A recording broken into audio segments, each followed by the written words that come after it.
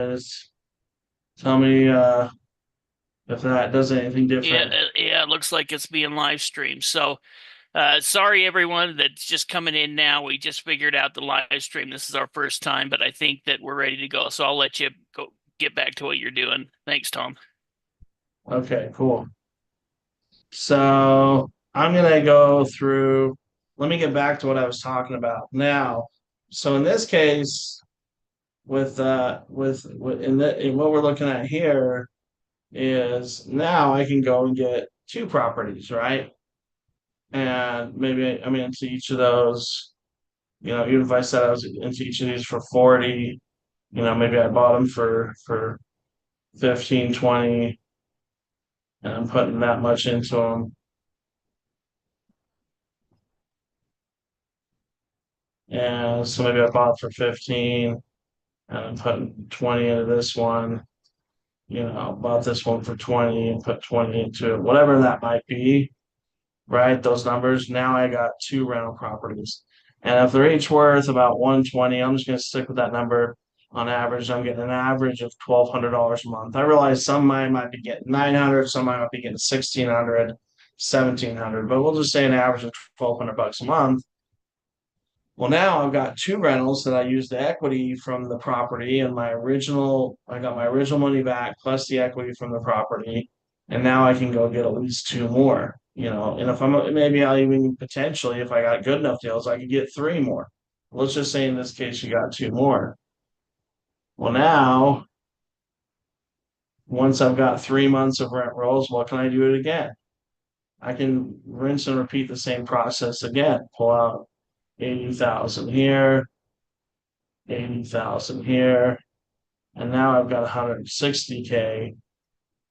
And instead of course, instead of 1,200 bucks a month on each of these, right? Instead of 1,200, I'm getting 600 a month times two now. So I'm getting $1,200 a month here. Plus, I'm getting $600 a month on the original. So I'm still cash flowing $1,800 a month. And now I have $160,000 cash. So what do you think if I'm trying to build portfolio? What do you think I'm going to do again? I can rinse and repeat that same process and do the same thing again. And then this time, maybe we actually get four, potentially even, let's say we got five properties here. And do you guys see, hopefully you can see, like, this is a strategy where the only capital you had to put in was the original 35,000. And even if you didn't have all of that, you could actually have just, as long as you had the money to buy the property at the auction, you could potentially get a loan for the rest on the construction loan if you wanted. But now, as we start rinsing and repeating again, it's the same exact scenario. It's just times five, right? So when I look at, you know, when I look at once I do the same thing, now I'm getting, oh, there it goes. Now I'm getting 80, 80, 80, 80, and $80,000 here. Let's say they're each worth 120 on average. I'm getting $1,200 a month. Okay, 120, 120. And then you're getting $1,200 a month in rent. Well, of course, that's going to get cut in half to 600 with new loan. Now I have a 600 on mortgage payment. But now instead of 600 times one, two, you're getting 600 times five in this case. So you're essentially getting still 3,000 a month from these properties here in cash flow. But now you've got 80 times five, right? So essentially now you've got 400,000 to go into the next group with. So it doesn't take too many of these cycles, you guys, and you can be substantially, significantly changing a lot of things. Because now, if I do one more cycle, right? Oops, it's going to highlighter. Now I'm going to get 10 properties, 10 more properties, rather than draw all these, you know. And at this point, if I'm getting $1,200 a month in cash flow times 10, I'm getting 12K a month in cash flow here. Even if you stop there, right? If you stop there, essentially, oh my gosh, what is going on here? If you stopped here, you would still have one, two, three, eight. You'd have a total of 18 properties, and you would have 10 that are free and clear, have no mortgages on them, that are paid for, that you're getting $12,000 a month in cash flow. And you have eight other properties that are leveraged, but you're still getting what, $4,800 a month. So you're making about 18,000 a month in a rental property. If you stopped right there, if this was your new line, you said, okay, we're done. 18 grand a month is enough for me. I'm done. And the other eight properties are going to pay themselves off over time through making those mortgage payments. Now, if you decide to go one more time, right, you would end up with, instead of 12,000 a month, instead of 12,000 a month, you would end up with about 6,000 a month. So you'd still be over $10,000 a month cash flow, but you would essentially, if you pulled out money one more time, you'd pull out about $800,000 in cash. And the best part, you guys, is if I pull out that $800,000 in cash, that is a non-taxable event because it's not profits, it's a loan. And you don't get taxed on borrowed money. And so even though somebody else is making those loan payments for me, my tenants, I'm not getting taxed. So that $800,000 cash, I could technically do whatever I want with it. But you know what? Now if I went and bought a whole bunch more rentals, I might buy me 20 more rental properties. And now I have 20 properties that are free and clear at 20,000 a month, plus the other, what, 10,000, almost 11,000 a month that I'm currently making. Or that could be a great down payment on a multifamily, or apartment building. And so there's so many things that you can do with that make a big difference across the board. And that's one of the areas that I really love working on, is exactly that. Because you can grow a portfolio with very little capital. Another area that I really enjoy, which maybe on the next time I join you guys on podcast, I'll spend more time going over wholesaling. But I wanted to talk a little bit about fix and flips, because for me, fix and flips are one of my favorite areas that we're doing right now, because profits are so big. Because there's so many properties, you can come on a market and essentially undercut the market and sell your properties really fast, because there's so much profit in the deals.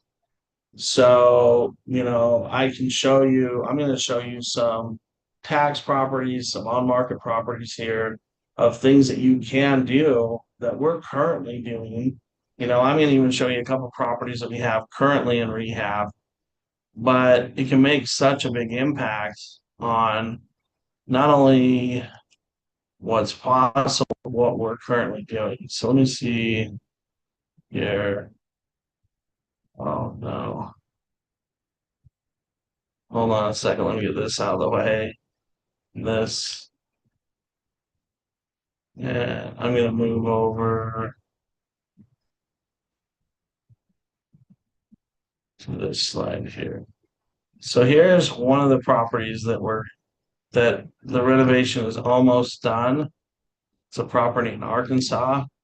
Now, this particular property we bought, so I'm gonna go back to the top here. We bought this property for $1,718. Okay. So I'm not saying that everybody had, necessarily wants to take on this big of a rehab or extensive, but really we're only putting about 40,000 into it. Okay. And so most investors, they get worried, about certain things. In this case, this actually had, structurally, exteriorly, it was sound. So we felt great about bidding on it. We got it at a great price, so it was very little risk, right? And we bought, so we bought for 1,700, and because we're using we're very systemized in our approaches and renovations and how we do it, it's going to sell for about 140,000. And it's not necessarily from luck, not from a hot market, but from repeatable systems built exactly for that kind of a deal. So here's the actual house when we got it. That's what it looked like. So we bought it because the main house was secure. There was definitely some water issues with the in this carport area, so the roof in the carport area needs some work. I'll show you that here in a minute. And in this particular, property, a lot of people may have passed on it, maybe not. Now when we bought it, actually the windows were boarded up, so we couldn't really see in there. And and it wasn't like a hidden gem. It wasn't like a simple renovation, but it's a very small property. It's about 1,200 square feet or 1,100 square feet. So no one else, raised their panel bought it. We got it at minimum bid. There was a little bit of fire damage in the kitchen, but it wasn't fire damage like there's holes in the roof. It wasn't, it definitely wasn't a tear down because it was secured, but that's what a lot of people may have thought, without doing further investigation. But because we did our research up front, we knew we were getting a good deal going in. And why we bought this, why others passed, the difference between, you know, comes down to preparation, right? We had tax deed expertise. We understood the title risk, redemption periods, and how to evaluate the process. We had automated due diligence, process pulling comps, really getting proper repair costs, and you know, and got rid of all the red flags before we bid on it. And then, and even so, with this, you guys, we bought this without ever actually going to the property. We bought it remotely. We had someone bid on our behalf.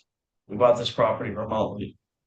And there's certain things and tools, and some of you guys on this training might have some of these tools, like the construction management software that we use, where we have every scope of work, vendor, dollars, everything's tracked. And that way we have real confidence in our renovation process before we get started. And for some of you guys, some of you might end up wanting to come along with us. We about 6 times a year we take a small group of people to an auction and then actually take them through a renovation in markets that we're actually doing deals in, where we already have the teams established that you can take advantage of. And so there's things like that we do from time to time, but we do that more on a qualification basis. We only let so many people come along with us to that. We want to make sure, we're with most serious, but this is the kind of stuff that we're seeing. So, most investors and untrained, trained investors, they either make one, two mistakes. They assume that nothing needs to be done, or they minimize the construction, and they miss out on the details. And so you need to understand the distinction across between both of those scenarios. So what other investors saw was, hey, there could be a little bit of, the house is boarded up. It was in a remote location, which it really isn't. It's about an hour, Blytheville is about an hour outside of Memphis, Tennessee. So it's what we call a ripple market, as well as we had done our research and we know that there was a huge investment in distill plants there, about $2 billion recently. And so, housing needs are on the rise. We estimated maximum repairs, going into this. A lot of people say, hey, I don't have a local contractor, or local relationships. I don't know how permitting works and all these things. There's always excuses, guys.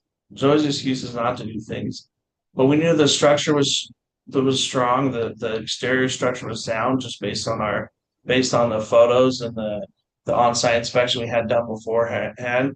we got it so cheap that almost, you get a property that cheap for a couple grand, it's hard to lose on, right? And there's a strong demand in the area for property, especially renovated property.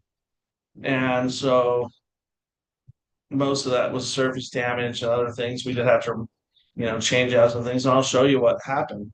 And a lot of times, as long as the structure is sound, properties can look worse than they actually are, and so again, we don't generally, we're not just going to jump on everything, but in some cases, like even in this case, we changed out the windows.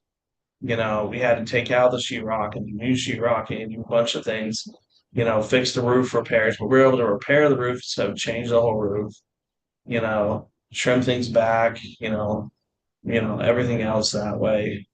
And when we look at it, you know, we're able to, avoid triggering some of unnecessary permit triggers, keep the project moving along.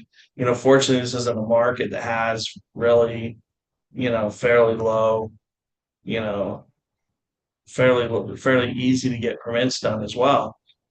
So we had to clean out the interior just because there was a fire in there. You can't leave any of the sheetrock. Remove all the insulation, remove the drywall. We had to clean up the cabinets and the flooring, inspect everything. But at the end of the day, we are using, we're able to utilize low cost labor versus expensive labor. We're paying 15 to 25 bucks an hour instead of 860, $120 an hour for the demolition, trash removal, site debris, landscaping, prep, materials, all the major stuff we're able to do pretty cheaply. And some things we had to use a little bit of skilled trades, but most of it we're able to keep the construction costs down. So our total construction cost is about $40,000 on this deal. It's like 39,000 and some change. And then plus the $1,718 we spent on it, we're into about 42 grand, and it'll sell for 140. So after realtor fees and all the other stuff, we'll want to make about $85,000 on this deal. And then, utilizing our software, we're breaking down every scope of work, everything that we're doing across the board, preventing, all that. That makes a big difference. And so, essentially, this is kind of what it looks like in numbers at the end of the day. And we're just about to pop this property on the market within the next 2 weeks, and we've only been renovating it for about 3 weeks now. So a little bit longer than 4 weeks, about 40 days, 45 days start to finish. And we were able to get the materials, low cost label. We got electrical and plumbing done cheaply, and even replacing the HVAC in this case, as far as the condensers and things like that. Um, and then we just use our standardized kind of level one rehab, everything that we put into a level one rehab as far as the final interior finishes. Okay. So when we look at that, you know, when I look at a scenario like that, this is actually, let me show you, see if I can pull up some of that renovation. So, hold on, let's just bring okay. 1 second here. So I'll actually see if I can share some of these things with you, just so you guys can see what's going on. Okay, so hopefully everybody can see that. So this is that the house is actually on Main Street. So here's how it looked when we got it, right? The interior, it looks worse than it is, though, oftentimes. So there was some of the fire damage areas up here in that kind of top area. You could see where we had to look at some things there. This is as we cleared it out. And once it was cleared out, there was a few boards, few things we need to replace, wherever there's anything burnt. Here, if you guys can see some of this, we had to take out even in a couple areas, a little bit of flooring. Okay, so in a lot of ways, this was kind of a gut job. It was just such a small house. It didn't take that much. to fix it. And then once we cleaned it up, here's where it started looking like this, right? And then we started putting it back together. So now it's all opened up. There was some problems with the roof. We've got the roof repairs done, as far as the carport and some of those areas. Here, this is the final repair on it. And then here's where it was at sheetrock. That's interesting to you guys. So now it's all cleaned up, everything's coming back together. As you can see there. And here's the roof before and after it was rehabbed. So there was some roof issues, but the whole roof wasn't bad. So we were able to go and clear that out, fix that, and repair that without necessarily have to change the entire roof. There's our construction crew on it. And we actually placed a lot of the windows and everything else as well. So all in all, this is gonna be a really nice house for the next buyer. Here's some of the new windows, new things on it. Here's when it got to tape and float, right? As far as now it's getting to the final stages. So next week they're putting the cabinets and finish work in, and it's pretty much gonna be all done. So, and we were able to get through it because it's a small rehab very quickly. So there's the new water heater, new things we're putting in there across the board. So when we talk about renovations, that that that's going to take us a total of about 6 weeks start to finish before it's back on the market. And if you're prepared going in, we bought it, then immediately we can start getting an inspection done, get contractors out there and get things moving. You can get in and out of these properties fairly quickly, especially now. The one thing I will say with construction rehabs is you want to do it during the time frame that, during the time that, you want to be doing your quiet title while you're getting the renovations done. Here's another project that was a bigger rehab. So this is a much bigger house, 3,000 square feet.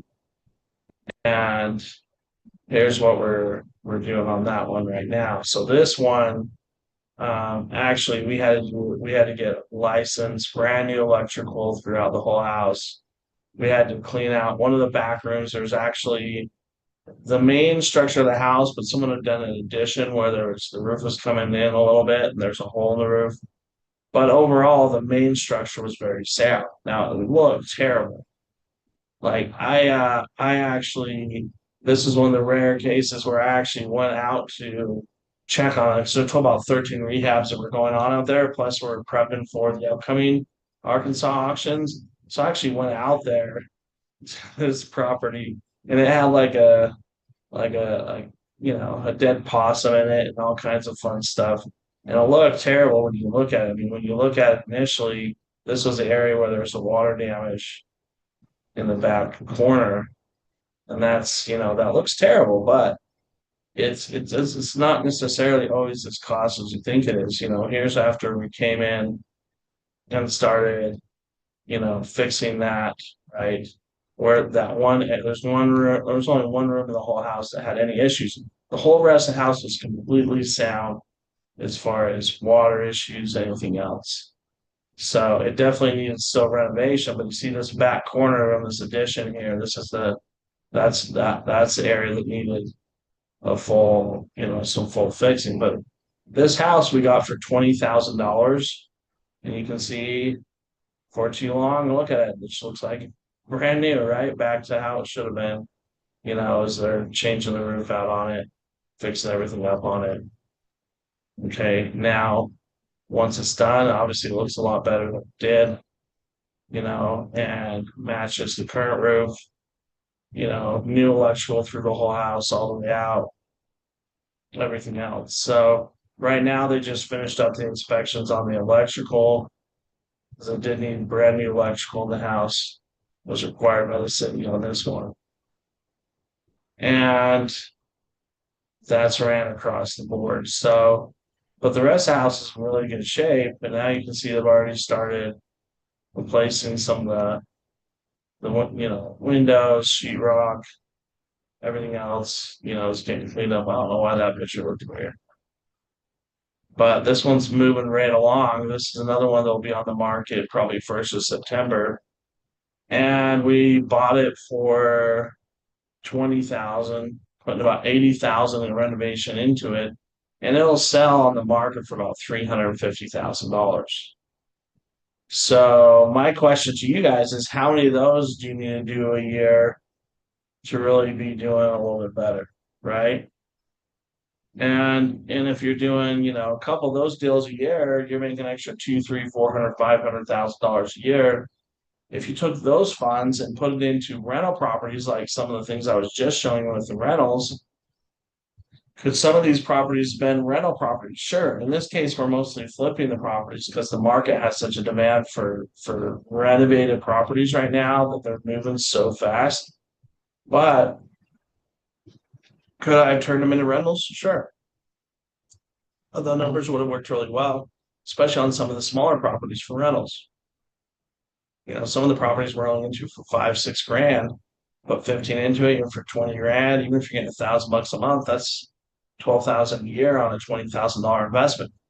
And those properties are worth about 100 grand, 120 grand after they're done. So it's really close to the scenario that I just went through with you guys on rentals. But if you had an extra, 200, 300 grand coming in from fix and flips, and then you take all that money and you buy up 5, 6 rentals a year, what happens over you do that over 3, 4, 5 years? And right now we're seeing an opportunity in the marketplace we haven't seen. There's a lot less competition at tax auctions this year than we've seen before, in the previous, last 6, 7 years. And so there's a lot of good stuff going on. And I'm gonna turn it back over to Steve and Shade here in just a second. Um, and we can talk about some other things. I do see a good question that just popped up. Do we also pick up tax sale land deals? Definitely. You can definitely pick up land. On average, you get land for like 10 cents on the dollar. The thing with land, the target right now is you buy it cheap and sell it cheap. Because there's so many properties coming on the markets and all the markets has softened a little bit. Land also softens quite a bit. So if you want to move it fast, you got to sell it cheap. So we want to buy it for 10 cents on the dollar, sell it for 30 cents on the dollar to somebody else. Either way, you're still doubling your money. So it's a great deal. But yeah, I mean, some of the biggest land deals. I mean, I know we've got one property in Michigan we picked up for about a piece of commercial land for 27K and tax value on it's over $500,000. So there's lots of definitely land deals out there that make sense. And we've got tons and tons on our membership site and on our website. We've got tons and tons of examples of land deals across the board. So whether it's land or structures, I'll buy anything that's a deal. The reason why I like working on structures right now is it's cheaper to repair properties than it is to build new ones too. And typically with land, I wouldn't tell anyone to hold on to land right now. I'd just tell you to buy it cheap, sell it cheap, get rid of it, generate some capital, build it up. Once you have enough capital, right, or you've got a good enough passive income, then if you want to buy and hold land for long term, you can definitely look at doing that too. So I think Steve and Shane are going to come back on here. Oh, there he is. Hey guys, and then I'll come back on. The last 20 minutes or so, we can just really open up a Q&A, open forum, or 30 minutes. What do you guys prefer? Oh, you're muted, Steve. I am muted. Yeah, 35 minutes. Okay, 40 minutes, cool. something like that. Well, I'll be back in the chat. You guys, I did put out the link one more time. If you want to schedule a time to sit down and really figure out what strategies you should be focused on and what your action plan should be, make sure to use the link in the chat, schedule a time with one of our real estate experts to really sit down with you and figure out what can you do in the next 12 months to significantly impact your finances and get you on track for your goals. Okay. So I also did mention some of the 3 days we had coming up and some of those things, and we talked a little, some of that stuff too. So, but anyway, Steve and Shade, the floor is yours. Awesome. We appreciate it, Tom. It was kind of interesting to go through some of those properties that me and Shade had researched, and then to go out there and purchase them and then see the rehab being done on them. It's always interesting to find out, exactly what the condition is, because in that case, we do have to judge the book by the cover. And so that's the reason it was important. In fact, on that house that Tom showed you that we picked up for $1,700, that one we said we'd only pay, $3,000 for, because we knew that it had issues that were going to needed. But once we got into it, the issues really weren't as bad as we thought, and we really didn't think we'd win it that cheap. I think I put 2,000, 3,000, something like that, and ended up winning it for $1,700. It wasn't on our premium list, but it actually ends up being a great deal that can make us at least $80,000 on it. Yeah, there are lots of interesting properties like that. We don't always end up acquiring the properties that we're going after, or at least the ones that are the top ones on our list. Sometimes those ones are more aggressively bid, but that's also why we target a variety of properties that we're looking at. In those cases, yeah, we can't get on the inside of the property, and so you're limited as to how much you can really figure out about the property from the outside, which is one of those reasons why we love states like Michigan and New York that provide us with more information, that help us make decisions. There's more states that are doing it too. I think more states are catching on to the fact that if they provide more information, that they can attract more buyers and online. And so we've seen a lot of growth with that. But yeah, I thought it was pretty cool looking through the properties as well. Pretty neat to see their progress and to see them getting close. Yeah, absolutely. And it's really interesting. It's exciting. We want you guys to be doing it. And like Tom mentioned, if you'd like to learn, see if this strategy is right for you, go ahead and sign up for a strategy call. Either way, you're going to get pointed in the right direction. And then also, like you mentioned, we're going to be holding some 3-day events. And so for our members, we give you a special discounted price. In fact, we're going to be raising that price next week, even for our membership. So if you're interested, let us know, and we can get you in that $299 membership price. So what we're going to do now is we're going to do a couple of different things. We're going to talk about the best tax lien auctions we think that are coming up over the next 30 days.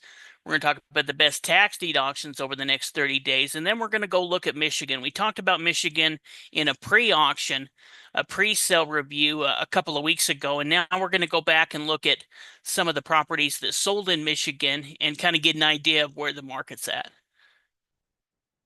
Tax lien opportunities are kind of interesting because they exist all over the country, but there's also online opportunities that exist. And these are all online auctions that we're looking at right here. But chances are you may live in an area that uses tax liens or near or close to a state that does. Here are 5 different tax lien auctions that are happening in August here that are good sales, worth pursuing here. Clay County, Missouri, which we looked at that a little bit here and some of the properties there. They've got some very valuable properties in that auction and a lot of stuff that looks pretty good. And then you could see all the different sales. I don't know how many sales were in Mississippi, at least 30 or 40, maybe even more. Oh, you're muted. 40, 45, something like that. There's quite a few auctions taking place, and I believe this is the second year that these Mississippi counties have moved over to online auctions. I think that some of them did it last year, but the bidding rates, seem to be pretty good because there's just not as much competition. There's nobody to, scram, scramming to go ahead and try to get into Mississippi tax sales. We see that in Florida. We'll see some of these areas where there's more competition. And so, like we mentioned earlier, if we can get a better interest rate return in another state on valuable pieces of property, we're okay with that. And if you don't mind waiting for a redemption period and you don't mind sitting on your money as long as you're earning a good interest rate. Some of these other states where you're going to get better rates or less competition are going to be good, and Mississippi is a good example. There's also, we just put one here, but there's a number of different New Jersey auctions that are opening up this month. I would probably say 20, maybe 10 to 20, something like that. And these are good opportunities in New Jersey using the real auction platform, which many of us have done online auctions, use that system, and understand that system. Yeah, New Jersey is an interesting area because basically every major town or city holds their own tax auctions, and so there's tons of tax sales. They all have their own websites, at least many of them do on real auction, and so they are pretty easy sales to participate in. And they provide information there to make it easy to participate. So yeah, pretty good round of opportunities there. Tennessee, I know they just they're holding some sales here their on the properties that they're selling. I think they just wrapped that one up. But Oh, Lake County. I have the wrong date on that. Oh, That is was it the old date. 9/4? I think it's like near the end of the month. We can go Oh, take a okay. look at it, but yeah, I think it's in a week or two. Nice. Well, and that one's on Gubby's, which again, there are so many different auction platforms right now that you can probably get reduce competition by using some of these different services that have less competition in general, like Gubby's or Zeus Auctions is another one. Lake County, Indiana, is holding their tax lien sales. They're starting on the 4th of September, and they have 9,076 liens that are available. Just thousands and thousands of tax liens that are available. A lot of good opportunities there, to pick up some great liens here, very secure liens. Yeah, absolutely. Well, and we talk so much about tax deeds because we have so many of our students that are interested in acquiring property. And that's part of the reason why we talked about tax lien risk today, and also, talking about tax liens here is there's a lot of investors out there that don't want to take the time, the research, they're not interested in doing rehab, and they already have funds set up. So let's say that you have a self-directed account or something like that you'd like to turn over and move over into tax lien certificates. This is a way that you can do, just stage one due diligence, decide which tax liens that you're interested in. You don't have to worry about the on-site auctions, and you're still guaranteed a good interest rate return. And the thing about tax liens is even if it's a small percentage, if you buy enough tax liens, you're going to acquire property, except for in states, where it goes to a deed auction like Colorado or Florida, and when you do pick up the property, you could turn around and flip it for not, for 50 cents on the dollar, and you only paid, a small percentage because you just paid the back taxes to get it. You didn't have to bid up the price like you would in a tax deed auction. Well, yeah, that's the real secret of tax liens is that if you buy enough liens, eventually you're going to acquire property. And when you acquire property, you're going to acquire it for pennies on the dollar. It's going to cost almost nothing compared to what to the profitability in it. And so, yeah, that's going to happen if you just buy enough liens here. It's bound to happen eventually. Now, like Steve was saying, we focus on tax deeds a lot, though, as well, because we have a lot of students that are trying to build their working capital, and tax deeds are probably the best vehicle to do that.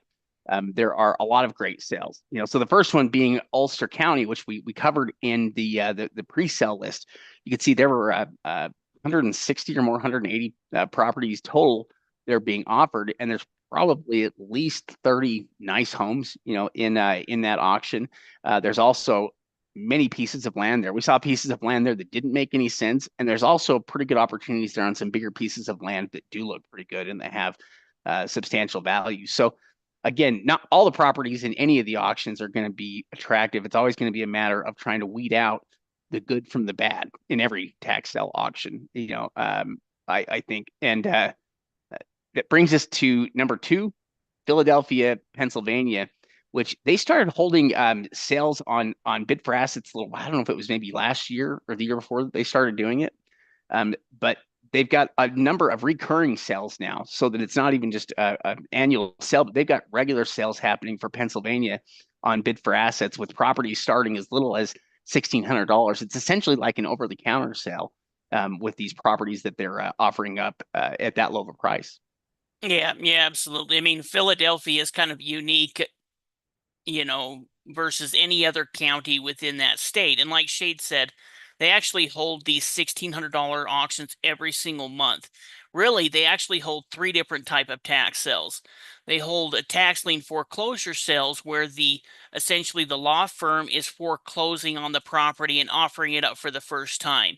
So there's two different law firms that handle those sales, and they hold those auctions once a month. And then those two auctions, the properties that don't sell, get put into this $1,600 sale. So the opening bid on all of these properties, $1,600. We have a video that we looked at maybe 5-6 months ago, and we saw many good deals that had already been rehabbed, and that were essentially currently put back onto the market and made huge profit margins. There's also a number of different Pennsylvania upset sales taking place this month, with Fayette County being held on the 21st and 22nd on bid for assets. There's some other ones as well. And what the upset sale is they foreclose on the property and you acquire it. You acquire the property, but it hasn't gone through that judicial foreclosure, which means that if it does have mortgages or judgments, they could stick along with other types of government issued liens. So there is good opportunity in those upset sales. We just need to research them differently, almost like a bank sale. But there's some pretty good opportunity through the upset sale because those are the first time these properties are coming up for auction. Yeah, in their first initial offering there's going to be some really good deals on properties, and not all of them are going to have outstanding obligations outside of that. Some may, and some may not. And so, yeah, good opportunities in the upset sales, and also very minimal competition.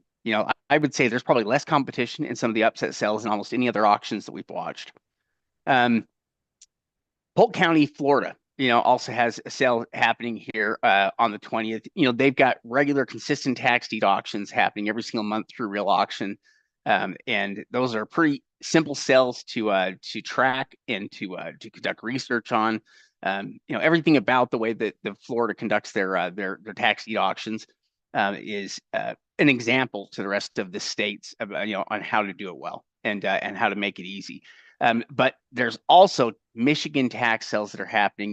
The sales started about a week and a half ago, and they're going through the rest of this month and into September. And there are some excellent deals here in the Michigan sales, which we love to participate in every year, just because they provide us with good information and it's a good online system. And on top of that, all of the Michigan sales, or at least most of them, are conducted out of one website, which makes it a lot easier for us when it comes to finding the information, participating in the auctions. Rather than needing to go to a new place every time for each one of these, we can pretty well operate from the one website to participate. Yeah, it makes a huge advantage. In fact, we're going to be talking about Michigan today. In fact, one thing that we mentioned is that when we look at the Michigan auctions, sometimes the first part of the auctions end up getting some more competition. And so when I was going through and looking for sold results, I looked at the first two sales, and we've got some good examples to look at. But as I looked at even the more recent sales, some of those investors that were gung-ho there in the beginning spent up their money.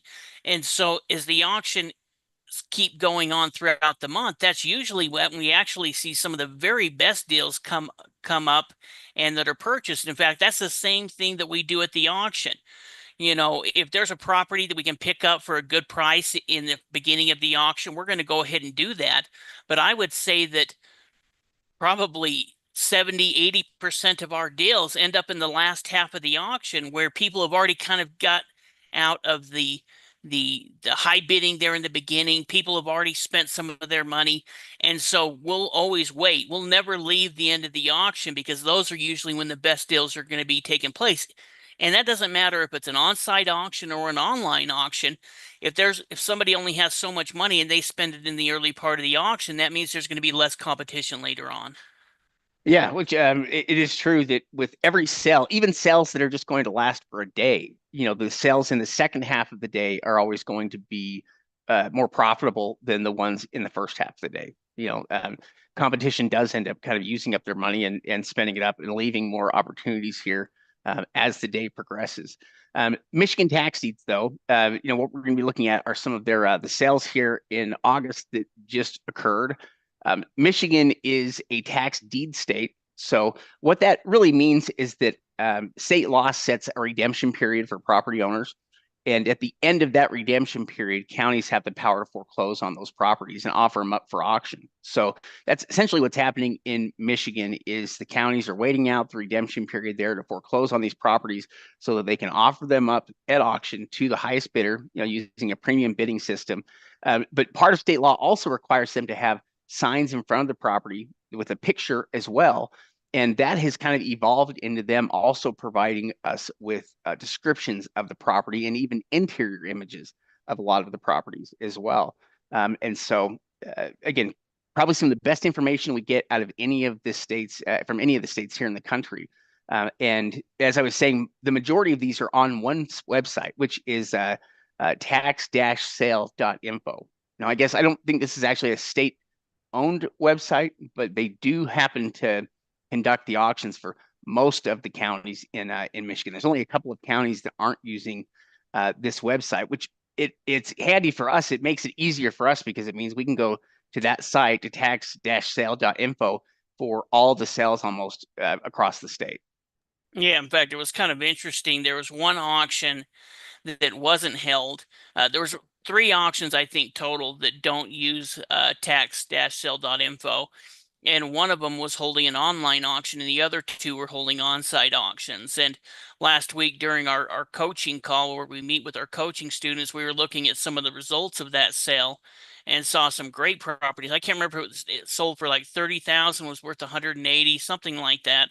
Yeah, it was Lenawee County in Michigan was the one that did it on its own, and they actually had several really nice homes there that sold for just dirt cheap. Yeah, there was one that we saw a house there that sold for 40,000 that was valued at 180.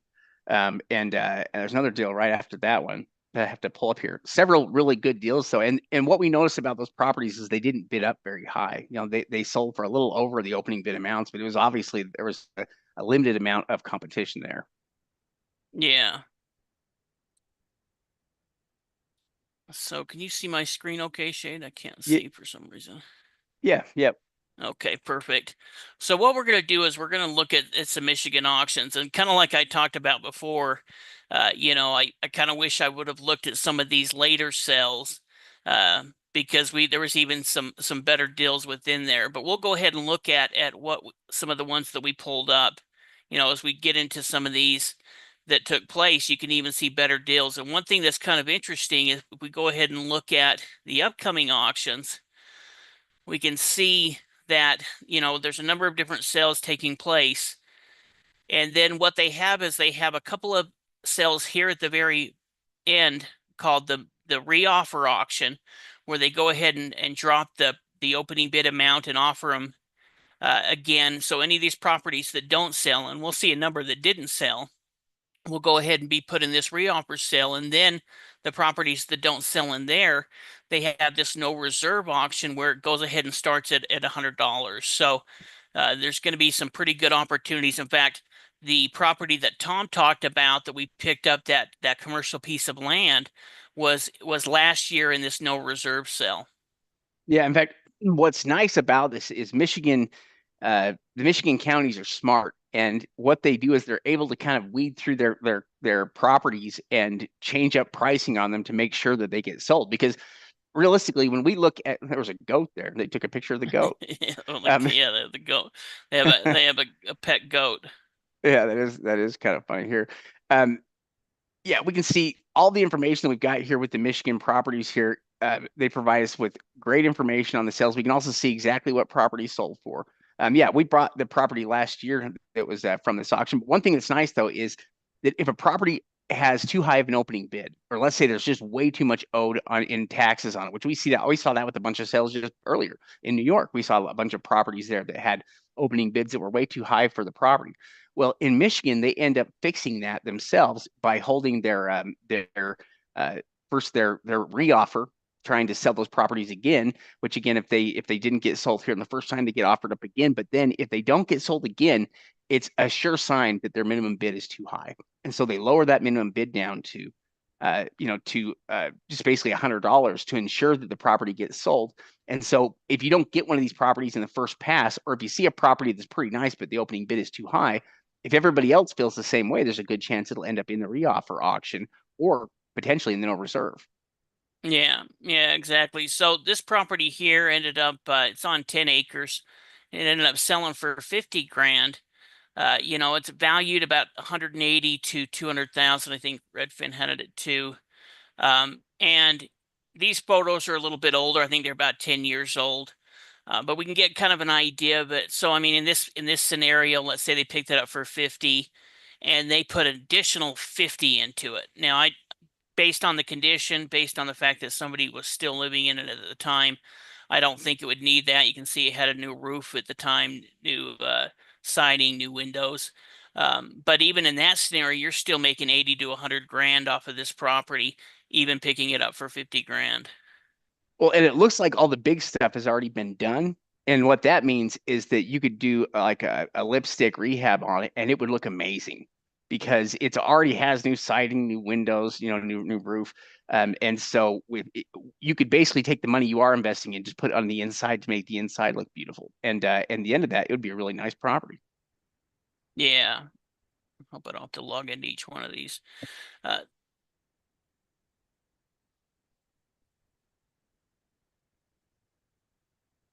this little property right here was kind of a little cabin property, but it's really kind of located in a pretty cool area.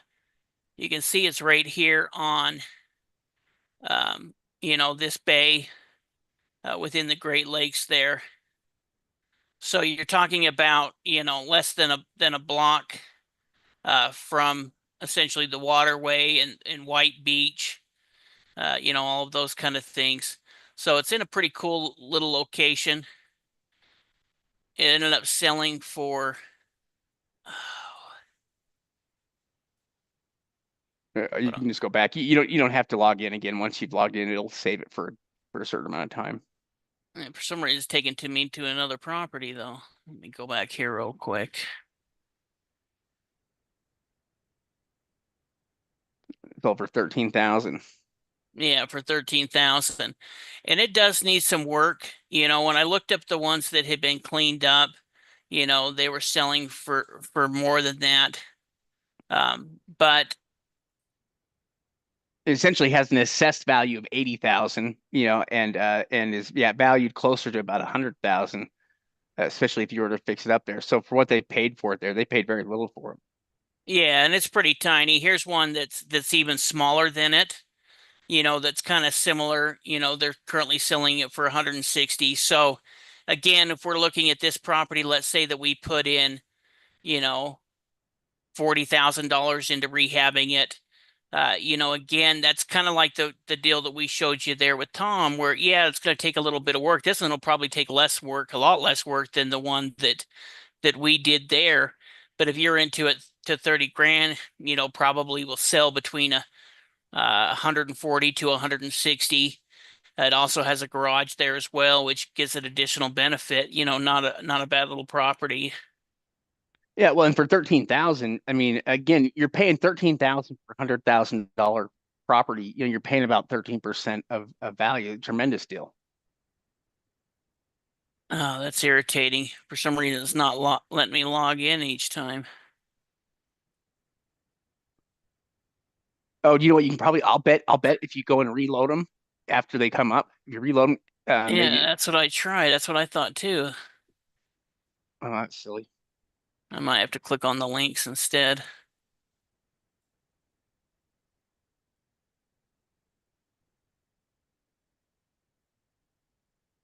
There So we this go. little house, yes, sold for 26 grand.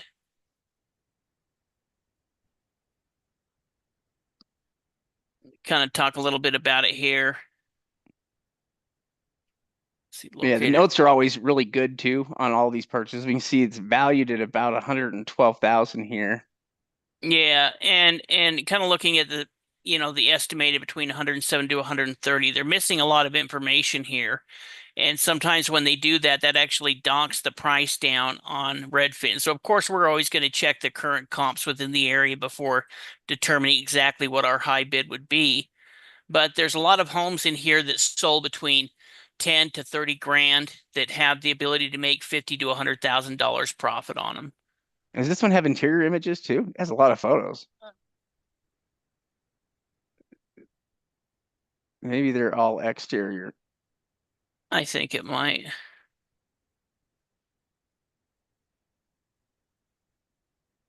Oh no, they did get interior. So, it's pretty dusty, pretty dirty, but, you know, it looks pretty dry for the most part. A lot of Yeah. cobwebs.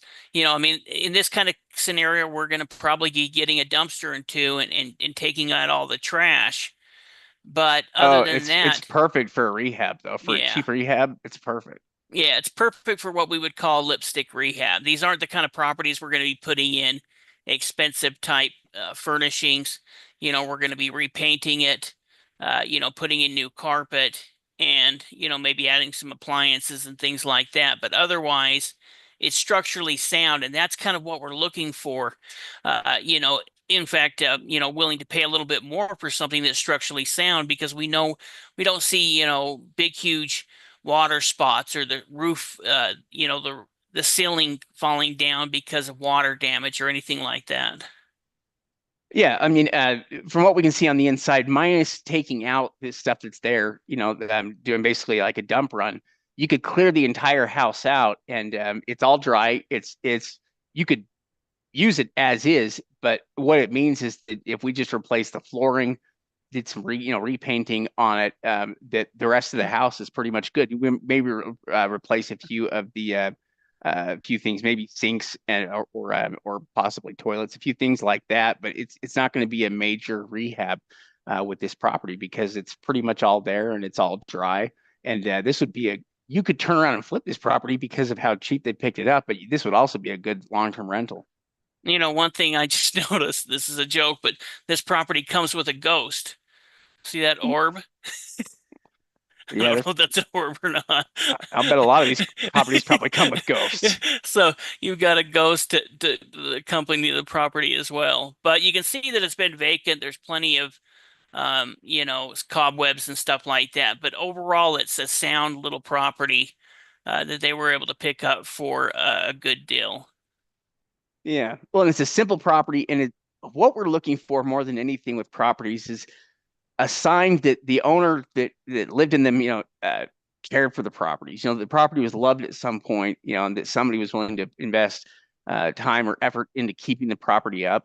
That's a lot of times what we're looking for. And signs like anything that's left over from landscaping is a sign of somebody that's taking care of the property. If you're going to go through the process to take care of landscaping, generally things that go wrong with the house, you're also going to be taken care of.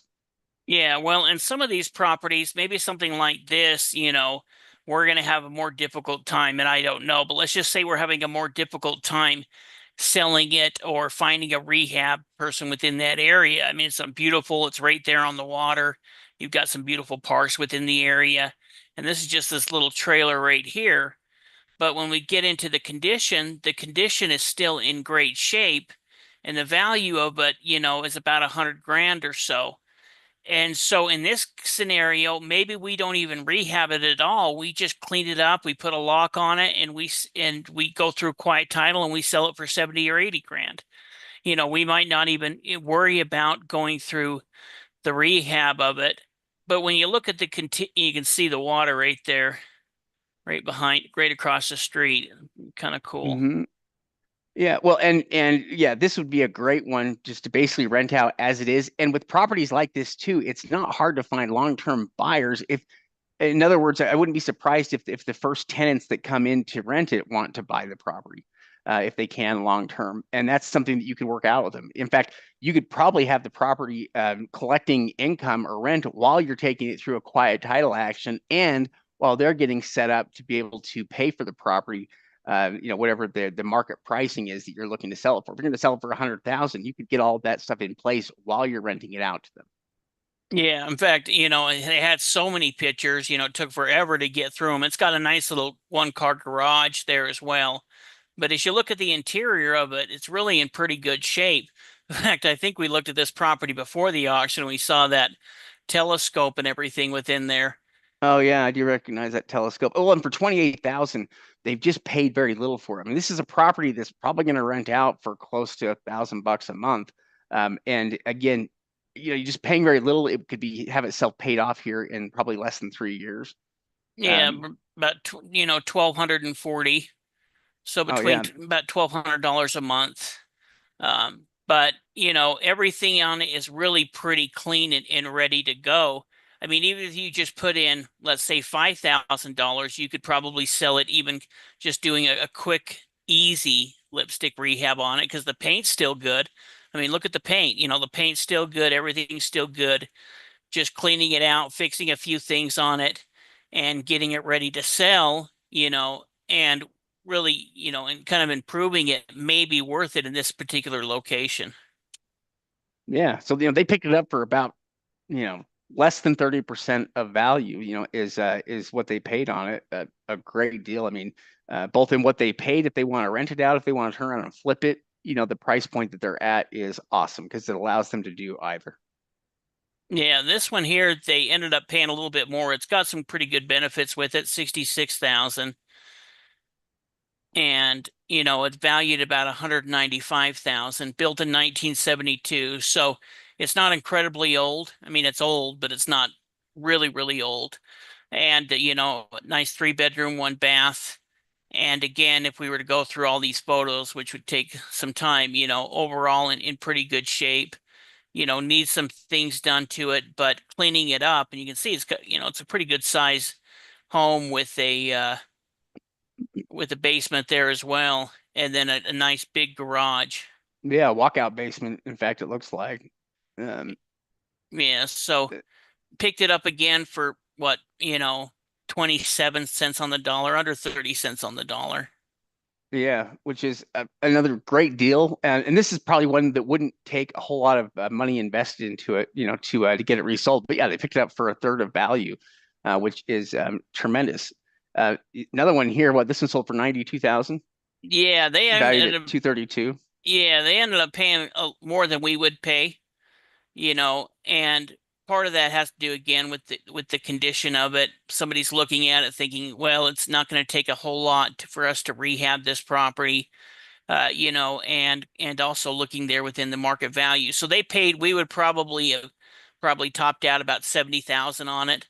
But again, there's still some $130,000 worth of profit. So even in this where they paid more than we would, even if they put $40,000 in rehab, they still have a chance to make $100,000. And so any of these deals, if you can make a good $100,000 off of doing a rehab and you can find, and do it fairly quickly, even paying even paying 90,000 for it, they're still getting it for so much cheaper than you could any other way. And you still have a chance to make $100,000. A lot of people, when they're buying a $230,000 house, they're hoping to make $20,000 or $30,000 flipping it because they paid 70 or 80 cents or even more than that for picking it up. And that's picking it up as a distressed property. But at tax sales, this sells for 40 cents on the dollar, 35 cents, 40 cents on the dollar, something like that. And even though this is more than we would have paid, there's still a chance to make $100,000 plus. Yeah, yeah, I mean, well over $100,000 of potential profitability on it, and these are properties that just sold like in the last couple days. These are sales that are happening like right now. They've got more auctions that are occurring here this week, this coming week here, and will be clear through September. This is a nice house. I mean, look at the potential this house has. Holy cow, 341,000 picked up for 106. That was a home run. Somebody did awesome on that property. They're going to do so well on that. Yeah, well, and you can kind of see, this was what, 6, 7 years ago, and you can kind of see the difference between it now and then, but it's just kind of dirtier.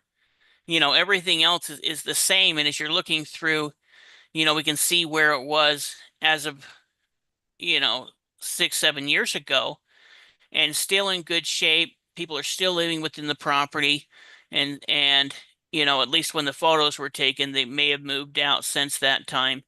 But we can see it's a good solid structure. It's got good size to it. And It's crazy. The buyer has a legitimate chance to make $200,000 on this purchase. yeah, I mean, that's yeah, insane. That's a crazy for $100,000 purchase, to have that kind of potential, to have that kind of value. This is a nice property. How big is it? It's pretty big, 2,400 square feet. Um, yeah, it was picked up. I mean, the price wise, yeah, I'm surprised. That's a pretty low percentage of value to pay for a property with this kind of value in it. And it doesn't look like it would need that much in rehab. 30,000, 40,000 in rehab would probably do it. And if not, you've got lots of profitability to, do more, but you could probably get away with that. I mean, like, it was built in 92, so it's not that old of a property either. It was built after all the modern safety standards and building codes. And so, that you're not going to have to worry about it being overly old. The condition on it's decent. So 40,000 in rehab would probably take this property a long way and make it easy to get 350,000 out of it. yeah. Well, we can see the home was completely redone in 2012. Now that's a while ago, but 2012 is a lot better than 1992. So meaning that it as far as things that matter, windows, those kind of things, those have all been redone. And again, it got pushed in 2018.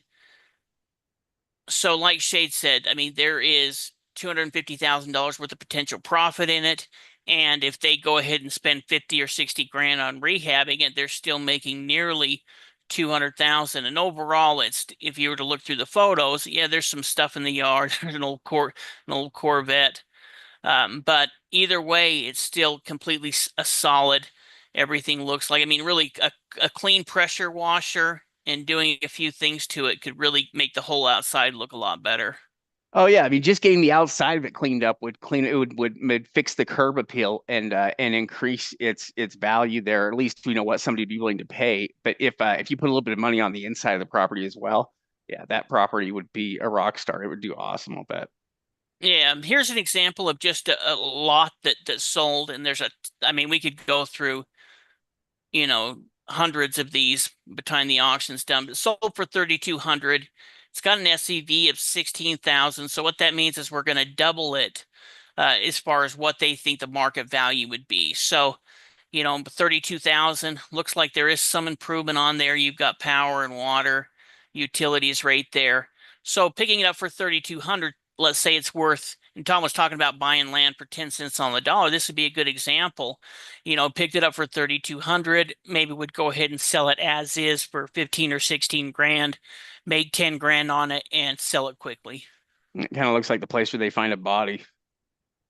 Yeah, I don't know that. Just thinking about that little whatever that cinder block thing is. No, that's I think it's a No, pump house. I don't think I don't think that's where the serial killer was.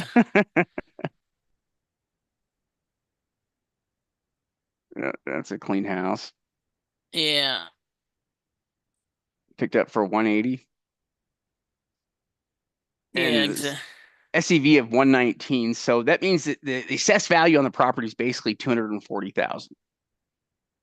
well, and look at the location on this as well. Right here close to this little St. Mary's Lake in a pretty nice area with some really nice homes within here. Yeah, it's a very nice middle class neighborhood. When was that built? I didn't see that. In 67? 67. Yeah. Again, this was another one that they ended up paying higher than we would have paid for it. And I want to include a couple of them saying that, some homes are going to bid above our max bid. If that was never the case, then we would win every single property. And so as we're going through, we'll research it. Now, part of the reason is because of this area. A lot of the other homes have a lot higher value than that one does. And so I think that they're kind of looking there within the market and they figure based on the condition and the location of this home, if they can pick it up for less than 50 cents on the dollar, they're doing pretty good on it. Yeah, well, they probably are. I mean, maybe it probably is one of the cheapest properties, in the neighborhood there at that price point. It also means, it would probably be a good candidate here for potential flip in a rehab here. Maybe we can get some more details here on it. Because I mean, certainly they paid a lot but it's not like they're in any trouble of not being profitable. I mean, they probably still have the potential here to nearly double their money. Yeah. Yeah. I agree with that.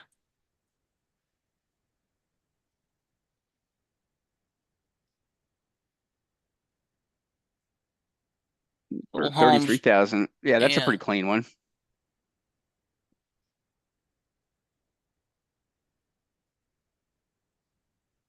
Oh, I was looking at this property earlier. Forgot about that one. There's just commercial property sold for really cheap.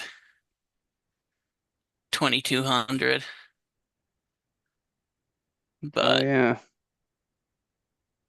It's interesting. Commercial lots, especially like commercial lots that are inside cities, we're always interested in because they have the potential for rental use. They have the potential for use that somebody may want to get under contract.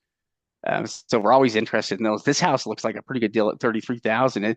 Its SEV of 44,000 means that it has an assessed value of about 90. If we were to look at the value here, I'm not sure where it would stand at for probably over 100,000 here. So where they're into it, or the point they're at, isn't very high. They haven't paid too much for it, probably less than a third of value. yeah, and it's here within Battle Creek, so we're in a good sized city as far as small cities concerned. So we're going to be able to find contractors within the area. It looks like it's at the time was currently still being lived in. Uh, and valued at about 130,000. So again, let's say that they're into it, they put another $30,000. Now I think this would be a $10,000 to $20,000 lipstick rehab, clean it up, sell it quick. But let's say that they even put 30 into it, well, they still have the chance to make, they're into it 60, they could still make, what is that, $70,000? Mm-hmm. 70, $80,000 off of rehabbing if they were to go ahead and put $20,000 or $30,000 into it. Yeah, a tremendous amount of value. And they bought it cheap enough that if they wanted to, they could probably just turn around and sell it as is without doing anything. But the reason why they'd pursue a rehab is because it would help them increase their overall profitability. That's a good deal for 16,000. That looks like a nice little house. Yeah, yeah, not too bad. It looks like there's a few trouble issues, but overall looks decent. This little shed or garage is probably going to need some work, but picked up for 16 grand. It's interesting they don't have an SCV on it. Yeah, I kind of found that interesting as well. You can see it had value about 94 grand or so. Yeah, picked up for very little. I mean, they basically have probably paid about 15, 16% of value for this property, which is fairly close to being usable right now. Oh, that's interesting too. That's a commercial professional like office center there for units 1, 3, and 6. Yeah, there's five tax parcels being sold it as a single auction.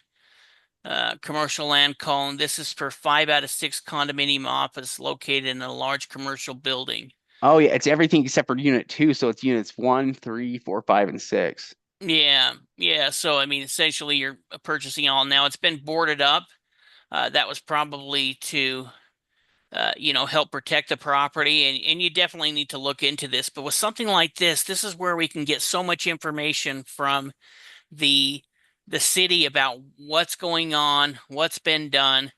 Looks like there was, some type of Urgent school or care. something, urgent care, family practice. We could look and see when this was last in business. And, obviously this is a huge type project, but there is these kind of commercial properties out there for investors that are interested where, to rebuild something like this would cost a huge amount of money. Now, if you could turn those into rental properties, take those suites and turn them into condos. Is that something that's possible? Well, you could find out from the city, or creating different suites for different offices. You might be able to, I think if they're individual condos, after you went ahead and got it rehabbed and got it going, you could probably sell those condos as well, individually versus even renting them out. Yeah, I mean the assessed value on the property is like 500,000 roughly, from the county. And the replacement value on the property is probably over $1 million. Probably well over $1 million. I don't think you could replace that for much less than that. And so, yeah, it is kind of interesting. It's an interesting property. It would be interesting to get a look inside. There's a lot of square footage there, though, that's not currently being used. Yeah, in fact, let's do something real quick. The location looks pretty good too. We'll do this as Tom gets ready to come back in, so you can see that there's, a Dodge dealership right here. Here's Chick-fil-A, Domino's, Burger King, IHOP, hotel right there, Harbor Freight. Yeah, You there's know, no reason that shouldn't be getting used. yeah, I mean you're right there, kind of within town. I wonder what would happen all in here. And there's no street side images. Oh, there is. There's a street side image. Oh yeah, that's nice looking. The building looks decent too, even in those images. What year are the images from? This is from 2023. And, even at that time, like, I don't know when this building was built, but my guess would be in the 70s. We could go ahead and look at the county record and it might say here when it was built as well. It looks like a 70s property. Yeah. Yeah, yeah, very interesting. Well, they didn't pay too much for it, it looks like. No, they end up paying 88,000 for it. Oh, it's a pipe burst with internal damage. Oh, interesting. He's read into the comments here on it. It has a pipe burst with internal damage that costs $200,000, which is why it probably ended up in this situation. Yeah. An owner or somebody probably couldn't afford to deal with some of the maintenance. Well, and whoever bought it, you hope and you would assume that they have some type of plan. But in something like this, we can look up from the city. I mean, they were able to pull this information, but we could find out all of the details by contacting the city, finding out more about it. And, when any of these kind of commercial properties, we can also look up the address.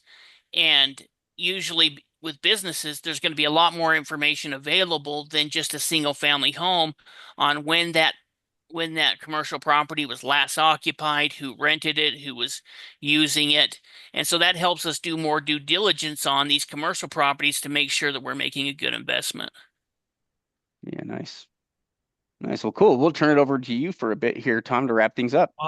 Definitely. Well, I think as far as, I did see one question. Someone asked what SEV means in Oh, the Q&A it's section. state equalized value. It's a term that we see mostly with Michigan, though. And it's just basically how they go about their assessed. It's their way to say assessed. And we know it's roughly 50% of assessed. We have to double it. Yeah, that's basically what it means. So it's particular to Michigan. Yeah.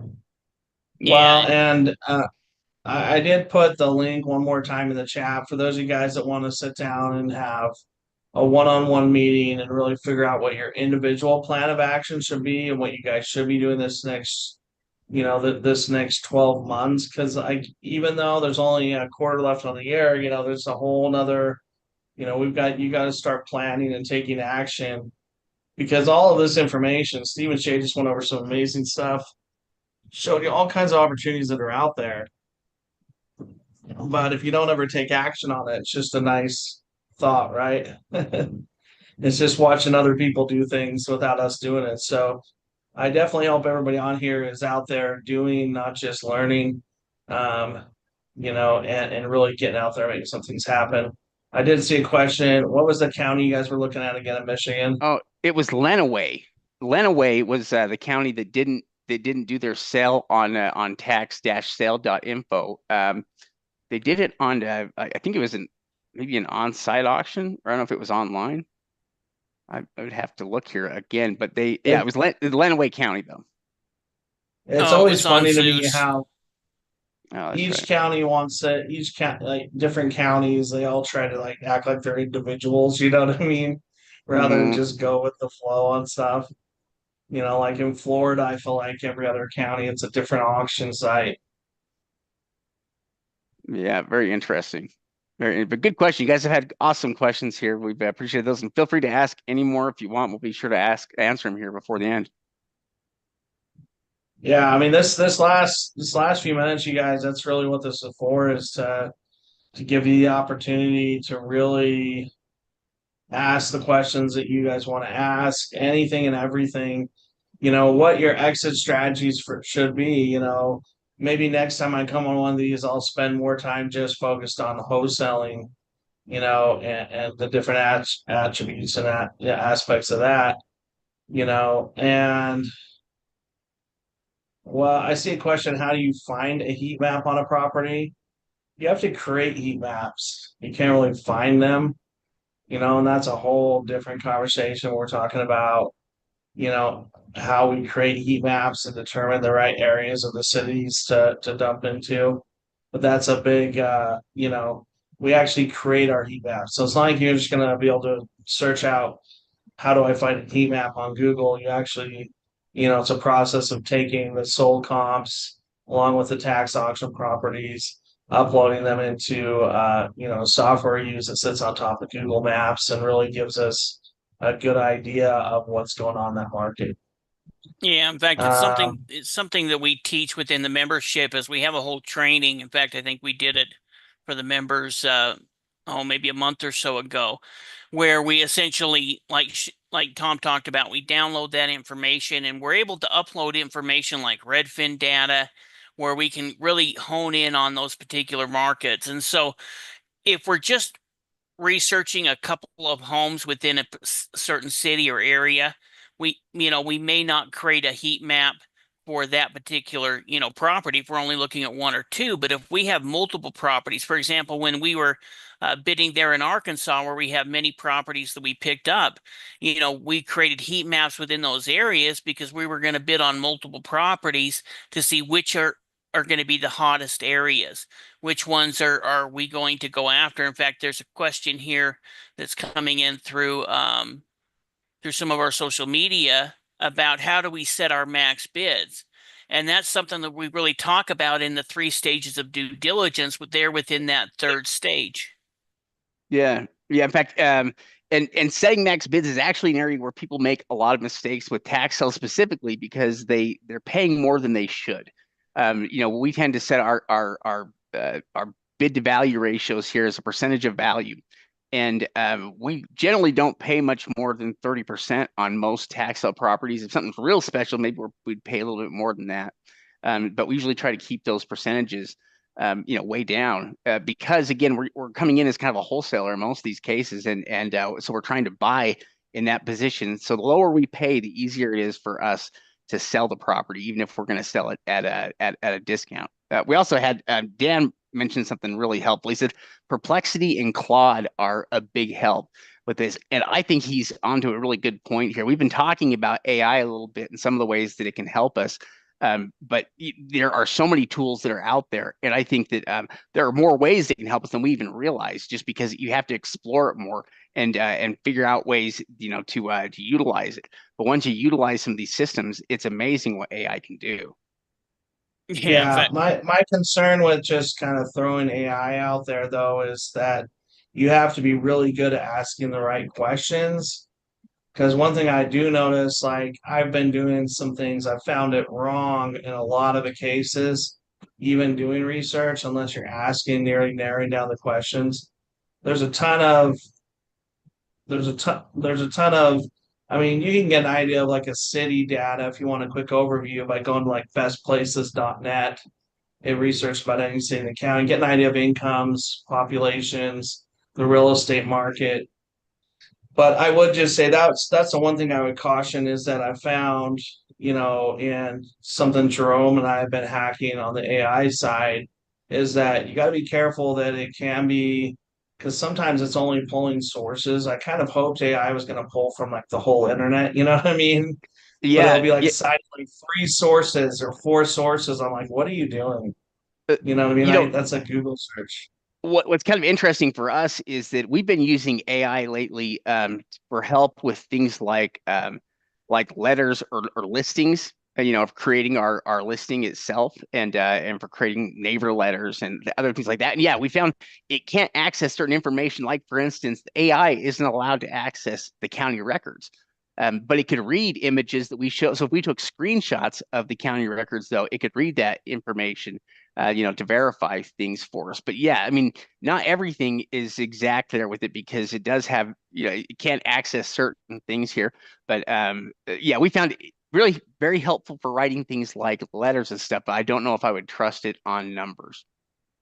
Yeah, yeah. Well, exactly like Shade said, with as far as the data, we're still got to verify everything, especially when it comes to that. But as far as writing up letters, a lot of us have a hard time, or especially if you haven't done it before, how do I write up a good listing?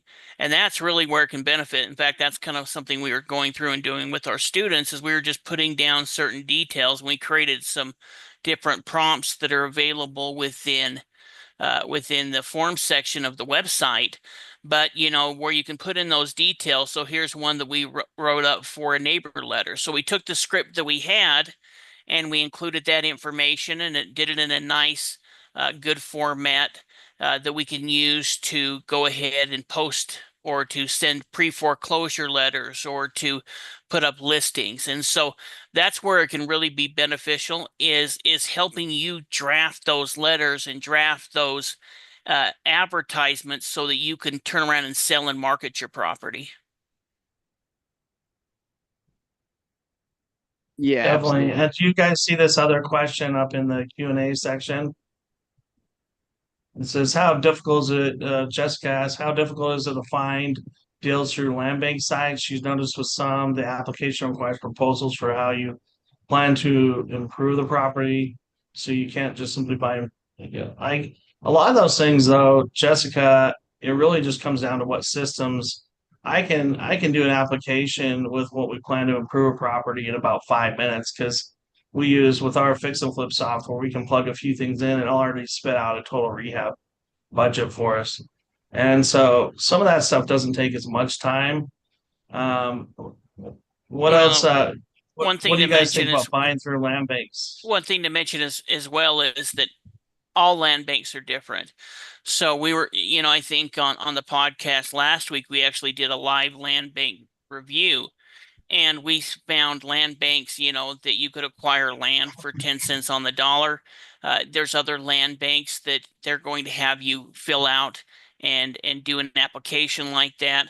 And there are other land banks that are going to have some requirement. What they don't want you to do is to buy the property and then not do anything with it. So, they may have you make certain improvements that need to be done over a certain, let's say a 2-year period.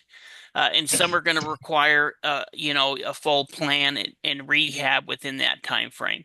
So no land bank is created equally. We've got to check the rules for that specific land bank that'll give us an idea of what can be done. But there's investors every single day that are flipping property and doing rehabs from an investor standpoint through the land bank. So there is good opportunity, but they're not all created equal. Yeah, Yeah, some land banks are up in the night. I mean, just straight up like they are not reasonable, and some of them are just like normal. They actually want to sell property, but there are some of them out there that seem like they don't want to sell anything. or they only want to sell to like people that are buying a property for themselves. Yeah. Yeah. And there is those contingencies. Some of them have a 3 or 6 month waiting before you can buy as an investor. But we did just I got a property under contract from a land bank that we're deciding whether to take on. It's that easily could would be oh, what was it? It was like a 60 unit retirement home. It's under contract. I don't know if we're trying to decide whether to keep it or not, but we're able to put under contract with like pretty much nothing down for like $350,000. But it needs a lot of work, $2 million. But it'd be a 60 unit assisted living facility, so you could turn it into. Whoa. So there are deals like that on there. That's a $1 million property as is. But you definitely have to look for the right deals. Yeah. Yeah. In fact, we were surprised a few years ago when we went out to our buying tour. Shade was out there and they went to go look at some on market deals because this land bank had listed them through a realtor. And it wasn't until they looked at the contract and realized that this off-market deal, or on-market deal, excuse me, was essentially a land bank property, but the numbers worked out where there's still good profitability. And one thing about the land banks is a lot of them you'll get a better, cleaner title than you would if you were just buying it through a tax deed auction. Yeah, that's actually, yeah, that's true. That we've noticed that lots of land banks are going through efforts to clear the title of issues here before they sell. It's kind of like an additional service, an additional benefit they're able to offer from buying through them. Is you don't have to deal with straight up tax deed title. In fact, in some cases, there are some land banks that will handle the quiet title stuff for you. Yeah. Well, were you saying, Stephen, that there's even some of the auctions are starting in Georgia are recognizing potentially after they go through the judicial foreclosure, them as like a clean title warranty deed. Yeah, well, that's what they said as far as Georgia has changed their law, and it's interesting, and that's one thing that is an advantage of being part of the membership or following us, is that we're trying to always look at some of those law changes. And so one thing that's happened within Georgia as it's gone is that some of the counties are doing what's called a judicial foreclosure. So for the non-judicial foreclosure, those are going to have the 1 year redemption period like Georgia's always had. But these properties that they're taking through the judicial foreclosure only have a 60-day redemption period. And in addition to that, like Tom talked about, and this is we're reading this off their website. So I haven't talked to an attorney about this, at least a Georgia attorney to know, but they say it eliminates the need to go through quiet title. So it sounds like whatever judicial foreclosure that they're doing there within Georgia is pretty much cleaning up those titles enough that you can either get a warranty deed or be able to get title insurance on it without going through quiet title. Yeah, well, and as long as it's insurable, that's all we can, that's all we need. As long as it's insurable for title insurance, we're good to go. It's interesting to watch. I feel like that more states are changing. I remember when Arkansas had a 2 month redemption period or whatever. Now Yeah. it's 2 days, and it was still kind of a redemption state. Now it's pretty much a tax deed state. We're watching Hmm. like Colorado change from liens to liens and deeds, and it'll be interesting Yeah. to see how. And now Georgia, it's like, but I'm hoping that Georgia sparks if they do this judicial foreclosure thing and do the clean title, they'll start making the other states think about some of that too. Because Yeah. I mean, by all intents and purposes, it should be a warranty deed, just like a Yeah. mortgage foreclosure.